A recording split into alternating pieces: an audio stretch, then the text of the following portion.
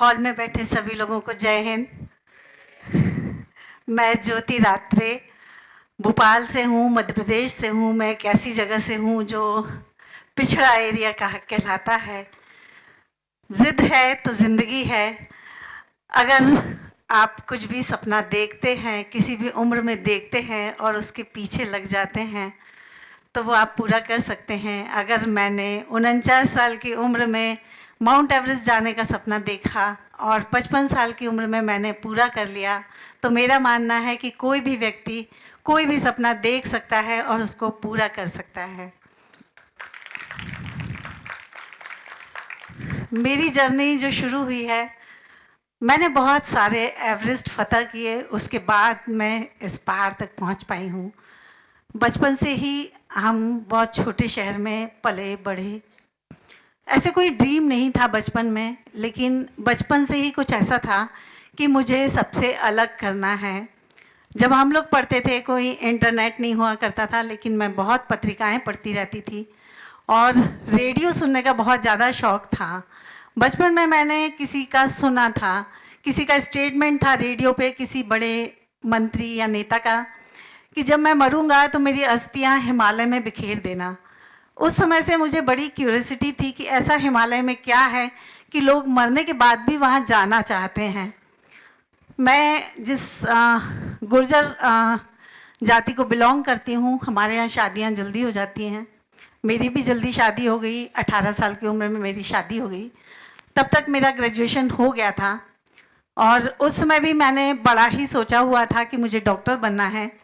लेकिन मेरे mummy papa का ने जो मेरे लिए लड़का चूज़ किया, तो शायद बहुत अच्छा चूज़ किया था, सारे सपने पूरे हुए मेरे। तो उनका कहना था, उनके परिवार का कहना था कि अगर आपको लड़की को डॉक्टर बनाना है तो कृपया हमसे रिश्ता ना करें, और नहीं, अगर रिश्ता करना है तो फिर डॉक्टर ना बने। तो ठीक है, मैंने भी रिस्पेक्ट किया अपनी फैमिली का। मेरी शादी हो गई। शादी के बाद क्योंकि मुझे डॉक्टर बनना था, तो मैंने सोचा ठीक है, पढ़ने वाला MBBS वाला डॉक्टर नहीं बन पाए, पढ़ने वाला बन लेते हैं कि PhD कर लेंगे। मैंने मैथमेटिकल इकोनॉमिक्स से MA किया। उसके बाद हम लोग इंदौर रहे, तब तो मैंने मैथमेटिकल MA किया। लेकिन जब मेरे हस्बैंड का ट्रांसफ़र भोपाल हो गया, भोपाल में मैथमेटिकल इकोनॉमिक्स नहीं था, मैं साइंस से थी, मैं और कोई सब्जेक्ट में करना नहीं चाहती थी, तो मेरा PhD नहीं हुआ। मेरे को उस समय फिर मेरी एक बेटी हुई। उसकी हेल्थ बहुत ज़्यादा थी, उसके लिए कपड़े नहीं मिलते थे। आजकल बच्चों को के लिए अलग से एक स्टोर हुआ करता है, फ्रॉक और सबका। अब जब उसकी ड्रेस नहीं मिलती थी, मुझे सिलाई नहीं आती थी, जबकि मैं जिस ज़माने में पली बड़ी तब ये कहा जाता था कि महिलाओं को सिलाई बुनाई कढ़ाई आना चाहिए। और क्योंकि मुझे लगता था कि नहीं, मुझे कुछ अलग करना, मैं ये महिलाओं वाले काम नहीं करूँगी, और ये मेरी ज़िद थी, तो मैंने नहीं किए और अंत में मुझे वही सब करना पड़ा अपनी बेटी के लिए। और जब मैं उसकी ड्रेसेस डिज़ाइन करने लगी, खुद से बनाने लगी, तो लोगों का कहना था कि आप बहुत अच्छा करते हैं, आप कुछ कोर्स कर लीजिए।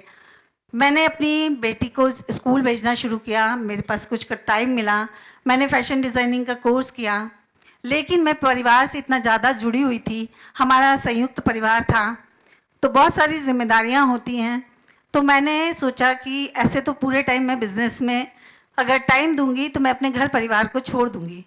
तो मैंने ये सोचा, जब वो स्कूल जाने लगी तब समझ में आया कि स्कूल यूनिफॉर्म का जो है वो बड़ी क्राइसिस रहती है, अच्छी यूनिफॉर्म नहीं मिलती हैं। वहाँ से मैंने काम शुरू किया और एक छोटा सा बिज़नेस शुरू किया, मात्र 1600 रुपये की मेरी अपनी बचत से। और जब मैंने पहली बार ऑर्डर लेने गई, मैंने ऐसा कोई स्कूल नहीं छोड़ा भोपाल का जहाँ मैं नहीं गई हूँ। और पता नहीं कैसे ऊपर वाले की कृपा कह लीजिए या मेरे ऊपर विश्वास जताया, 2 स्कूल ने मुझे एडवांस दिया। इस ऑर्डर को आधा मैंने खुद पूरा किया, सिलाई कटिंग हर चीज़ मैंने की और सक्सेसफुली पूरा किया। और इस तरह मेरा बिज़नेस धीरे धीरे बढ़ने लग गया, हर चीज़ बड़ी स्मूथली चल रही थी और आज मेरा बिज़नेस 3 करोड़ के टर्नओवर पर है। क्योंकि मैं स्वावलंबी थी, इसलिए ही मैं एवरेस्ट कर पाई। तो सबसे पहले तो हमारा स्वावलंबी होना भी बहुत ज़रूरी है। ये सब करते हुए मुझे एक फैशन शो का ऑफ़र मिला। मैंने फैशन शो किया गीतांजलि, और वो इंटरनेशनली काफ़ी पॉपुलर हुआ। 2015 का था। मुझे लगा कि अब ये मेरा एवरेस्ट पूरा हुआ। उस समय एवरेस्ट शब्द कभी दिमाग में भी नहीं आया था, अब मैं बोल रही हूँ। मुझे लगा कि हाँ, अब ये सब कुछ हो गया, अपना एक नाम हो गया जो मैं चाहती थी। एक और छोटी सी बात मुझे भी बचपन की याद आई। हमारे 2 कज़िन्स थे जो हमेशा एनसीसी के कैंप में जाते थे, और वो अपने सर को बोलते थे, हमारा गांव है कुकरावत, जो कि मेरा पैतृक गांव है। तो वो हमेशा उनसे कहते थे कि हम बहुत बड़े, हमारा गांव जो है बहुत फेमस है, और आप मैप में ढूंढिए। तो जब 86 87 कुछ ऐसा नहीं, मैप बड़े होते थे, उन्हीं में ढूंढा जाता था, और वो बेचारे ढूंढते रहते थे, कभी नहीं मिलता था। तो मुझे लगा कि मुझे ऐसा कुछ करना चाहिए ताकि मेरे गांव का नाम लोग नक्शे पे ढूंढे। यहीं से शुरुआत सारी चीज़ें थी दिमाग में। 2017 में अचानक, जब तक मेरी जिम्मेदारियां काफ़ी पूरी हो गई थी, मेरी बेटी जो है पीएचडी करने यूएस चली गई थी। अब मेरे पास में समय तो नहीं था क्योंकि मेरा अपना बिजनेस था, परिवार था, पर फिर भी थोड़ा तो मेरे पास समय बचने लगा था। 2017 में मैं एक छोटे से ट्रैक पे गई। सोरताल ट्रैक 3200 मीटर था, क्योंकि जो मेरा बचपन का एक सपना था, मुझे पहाड़ देखने हैं, और उसी के चलते मैं गई वहाँ पर। और जो कहा जाता है पहली नज़र का प्यार, वो मुझे हो गया पहाड़ों से। तब भी मेरे मन में एवरेस्ट नहीं आया। मैंने सोचा कि हाँ, ये ट्रैक करने चाहिए। कुछ अच्छा लगा, कुछ ये नहीं समझ पाई क्या अच्छा लगा, लेकिन बस मन में विचार आया कि मैं और ट्रैक करूँगी। लेकिन जब मैं सोरताल ट्रैक से नीचे आई, मुझे पल्मोनरी एडिमा हो गया, और मुझे इतना ज़्यादा स्वेलिंग आ गई कि जब मैंने डॉक्टर को दिखाया, डॉक्टर ने मुझे बोला कि आप बच के आ गई हैं, आज के बाद पहाड़ों पे नहीं जाना। बस यही लाइन मेरे लिए एवरेस्ट जाने के लिए हो गई। मैंने कहा ऐसे कैसे कोई बोल सकता है कि यहाँ नहीं जाना, जो कि मैं एक थोड़ा सा जिद्दी जुनूनी टाइप की महिला हूँ। जब मेरा बिजनेस भी है तो मैं ऐसे ऐसे ऑर्डर्स ले लेती हूँ कि कई बार मेरे अपने वर्कर, मेरे अपने हस्बैंड बोलते हैं, ये क्या तुमने ऑर्डर ले लिया है।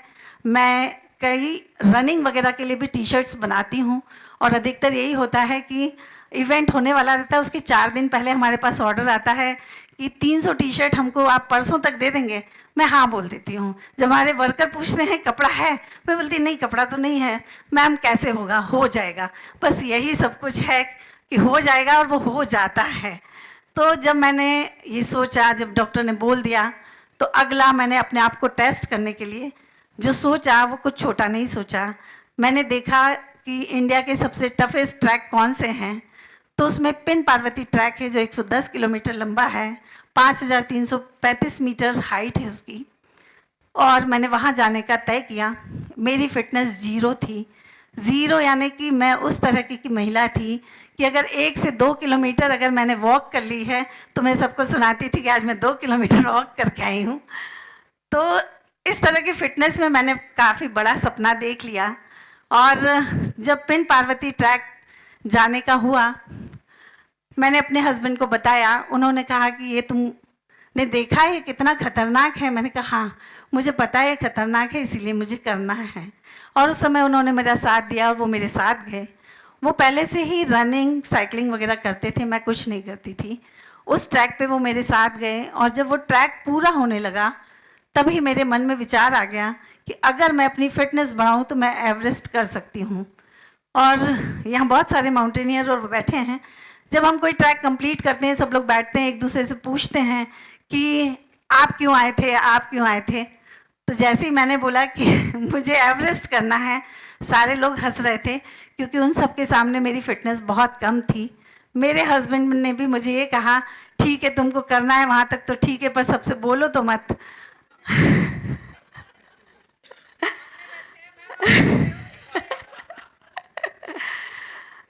यहाँ से मेरा सपना शुरू हुआ। मैंने एवरेस्ट जाने का सोचा, तो ऐसा नहीं था कि अभी तो वो मेरा पूरा सपोर्ट करते हैं, उस समय भी वो अपने हिसाब से मेरा सपोर्ट कर रहे थे कि उनको लग रहा था कि अगर ये इतना ज़्यादा एक्सरसाइज करेगी तो ऐसा ना हो कि इंजर्ड हो जाए।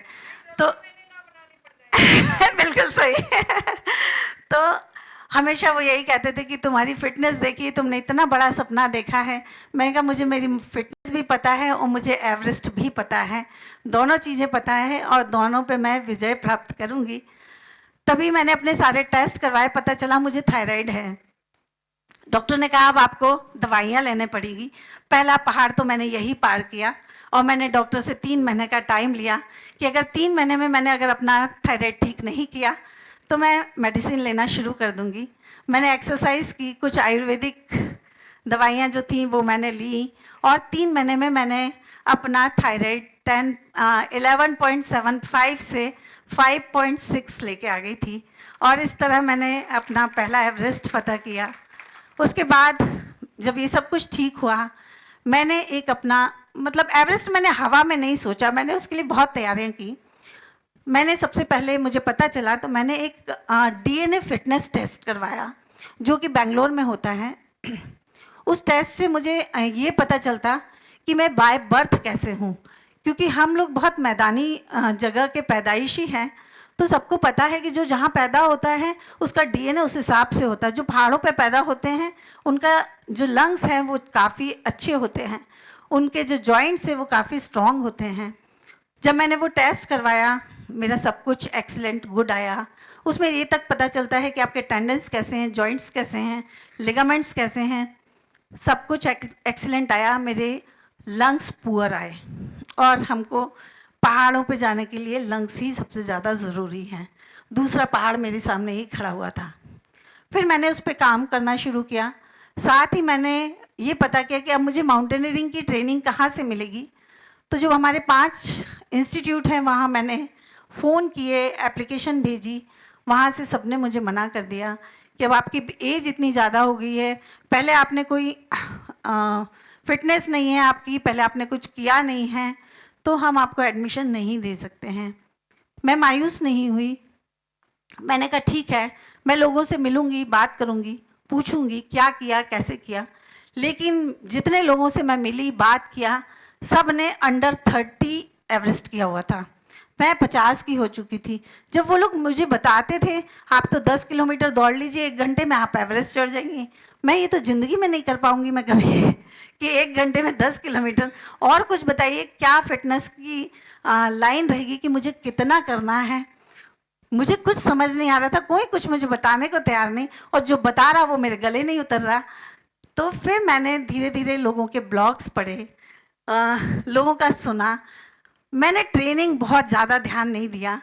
मैंने इस बात पे ध्यान दिया कि क्या क्या गलतियां करते हैं लोग और जिस वजह से एवरेस्ट पे या तो डेथ होती है या लोग लौट के आते हैं, क्या क्या कमजोरियां हैं जिन पे हमको फतह करनी है, वो सारा कुछ किया।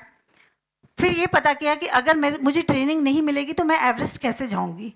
तो लोगों ने मुझे बताया कि आपको एक 6000 मीटर का करना पड़ेगा, एक 7000 मीटर का करना पड़ेगा, पहाड़ चढ़ना पड़ेगा, 2 आपको इंटरनेशनल करने पड़ेंगे। ठीक है, सब कुछ ये चल रहा है।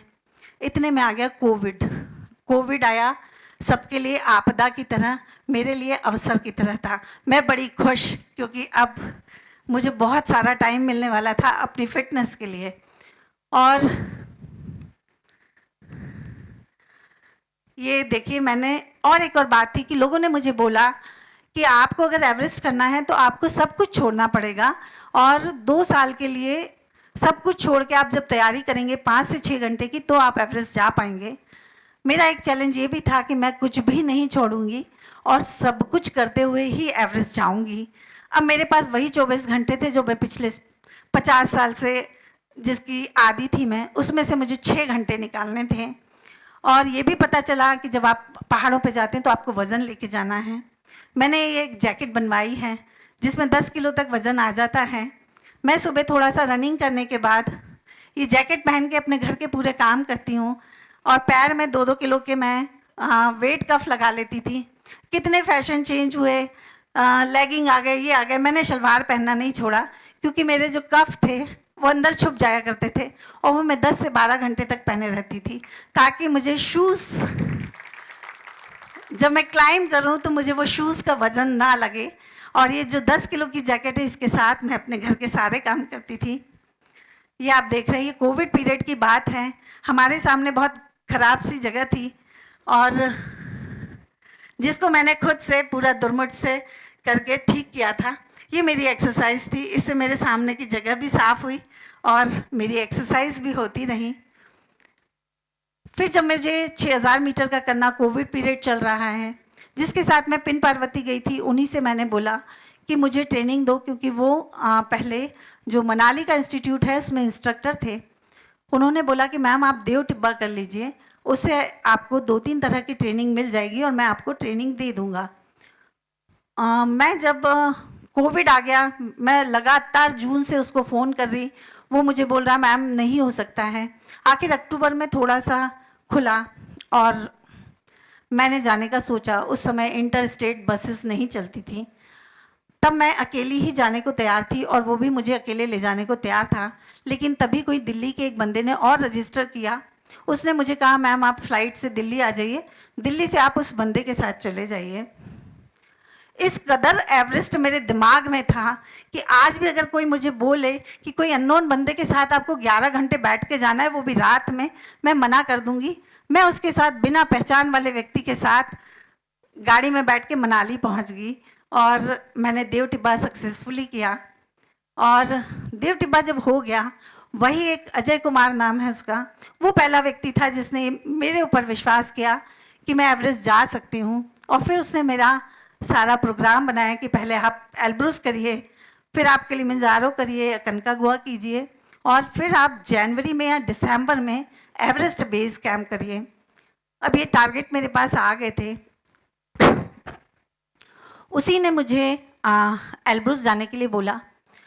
ये बात है मार्च 2021 की। उस समय हमारे यहाँ कोविड की दूसरी लहर आ चुकी थी। हर घर से कहीं ना कहीं बुरी खबरें आ रही थी और उस समय मैंने अपने घर पर बिना बताए अपने वीज़ा मैंने अप्लाई कर दिया। और मैंने वीज़ा अप्लाई कर दिया, मैंने अपने हस्बैंड को नहीं बताया। अजय कुमार भी डर रहा था कि मैम कैसे होगा। मैंने उससे बोला कि देख, अगर है ना हमको भगवान को भेजना होगा, मैं भगवान में भी बिलीव करती हूँ, तो देख कोविड चला जाएगा और बहुत लोगों का फ़ायदा होगा। और ऐसा ही हुआ कि जुलाई में काफ़ी कम हो गया और मैंने 7 जुलाई को एल्ब्रुस पर झंडा फहराया। एल्ब्रुस पर जब झंडा फहराया, ये सब मेरा एक ये था कि ट्रेनिंग है। मेरे दिमाग में कभी कुछ नहीं था कि रिकॉर्ड बनने वाला है, कुछ है। पता चला वो रिकॉर्ड बन गया है। मैं मास्को में ही थी क्योंकि हफ्ते में एक बार ही फ़्लाइट चल रही थी, तो हमको नेक्स्ट वीक की हमने करवाई थी। मेरे हस्बैंड का फ़ोन आता, आकाशवाणी वाले तुम्हारा इंटरव्यू लेने वाले हैं। मैंने पहली लाइन बोली कि मुझे पता होता कि इंटरव्यू देना है तो मैं कभी पहाड़ों पे नहीं चढ़ती। मतलब मेरे लिए पहाड़ चढ़ना आसान हो गया था और इंटरव्यू देना बहुत कठिन था। तो ये मैंने एक एवरेस्ट चढ़ लिया कि मैं यहाँ खड़े होकर आप लोगों से बात कर पा रही हूँ। उसके बाद मैंने 15 अगस्त को किलिमंजारो किया। उसके बाद हमने अपना अकनकागुआ के लिए सब कुछ तैयारी की। और जब हम दिल्ली एयरपोर्ट पहुँचे, वहाँ पता चला कि हमारा जो है ट्रांजिट वीज़ा ठीक नहीं है। हमको जर्मनी में 14 घंटे का लेओवर था और ट्रांजिट वीज़ा 12 घंटे का होता है। उन्होंने कहा आपको टूरिस्ट वीज़ा लेना था और उन्होंने हमको वापस कर दिया। यहाँ मैं बोलना चाहूँगी कि हमेशा अपने पास 2 प्लान रखना चाहिए, ताकि एक आपका प्लान नहीं हुआ तो आप दूसरे प्लान पे काम कर पाएँ। दूसरा प्लान मेरे पास में EBC विंटर जाने का था। जब मैं घर वापस आई, सबने कहा बस अब इस बैग को खोलो, सामान रखो। मैंने कहा नहीं, ये बैग तो जो बंद है ये बंद ही कहीं ना कहीं जाएगा, उसके जाने के बाद ही खुलेगा। और फिर मैंने EBC का विंटर ट्रैक -28 डिग्री में किया। हम जब लुकला पहुँचे थे -7 डिग्री था। और ये सब करने का कारण ये था कि मुझे एवरेस्ट रीजन का मौसम और वहाँ का ऑक्सीजन लेवल का थोड़ा सा आइडिया हो जाए। ये करने के बाद, क्योंकि अब मेरा 7000 फिर भी बचा हुआ था, मैंने 2022 में मेरे पास में ये 3 होने के बाद मेरे पास फिर एक एवरेस्ट था, मेरी बेटी की शादी। और वो मैं इसलिए करना चाहती थी क्योंकि मुझे मालूम था कि एवरेस्ट पे जब जाते हैं, सारे लोगों ने बताया है कि या तो ठीक ठाक आ जाते हैं, नहीं तो मर जाते हैं। कोई भरोसा नहीं होता है एवरेस्ट पे जाके आने का। जब मैंने उससे बोला तो वो तैयार नहीं थी, लेकिन जब थोड़ा सा उसको समझाया तो वो तैयार हो गई। मैंने एक और एवरेस्ट अपना पार किया।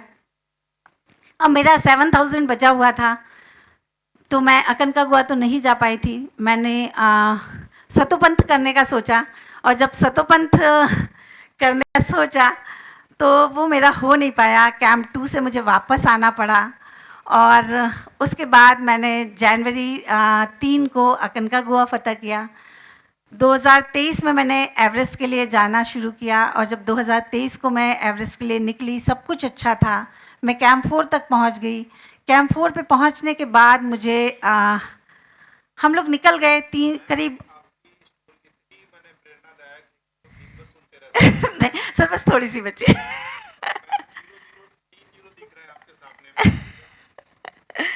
ठीक है, हाँ नहीं हो जाएगा, बस हो गया। तो जब मैं एवरेस्ट पहुंची, और जब मैं 8,200 तक पहुंच गई थी, और तेज़ आंधी आई, और मुझे वहां से वापस आना पड़ा। मुझे अपना शेरपा किसी की जान बचाने के लिए भेजना पड़ा। तो जब मैं 2023 में वापस आई, तो घर में सबने मुझे मना कर दिया कि अब एवरेस्ट नहीं जाना है। मैंने भी सबकी इज़्ज़त की, और मैंने ये मान लिया था कि अगर मेरी वजह से किसी एक की जान बची है तो मेरे लिए वो एवरेस्ट पे झंडा फहराने के बराबर था। मैं सब कुछ मान गई थी कि हाँ ठीक है, मुझे एवरेस्ट नहीं जाना है। मैंने अल्ट्रा रनर बनने का सोचा और उसकी तैयारी की। और जनवरी में अचानक मेरे हस्बैंड बोलते हैं कि तुमको एक ट्राई और करना चाहिए। ये मेरे लिए सबसे मुश्किल क्षण थे, और हाँ कहने में मुझे 1 महीना लग गया अपने आप को। और जब मैंने फिर से ट्राई किया, फिर से बहुत सारी मुसीबतें आई। मुझे 10 दिन मैंने कैंप 2 में बिताए हैं। मैंने 3 दिन लोत्से कैंप 4 में बिताए हैं, क्योंकि अचानक से तूफ़ान आया था। और इस तरह मैंने 19 मई सुबह 6:30 बजे एवरेस्ट पे झंडा फहरा दिया। और झंडा फहराते ही मुझे संगीता मैम की याद आ गई कि मैम ने भी इतना ही स्ट्रगल करके झंडा फहराया था, और आज मैंने उनका रिकॉर्ड तोड़ दिया है। मैं बहुत खुश थी। मैंने सबसे पहले जय हिंद बोला, और आप सब लोगों को भी जय हिंद, जय भारत।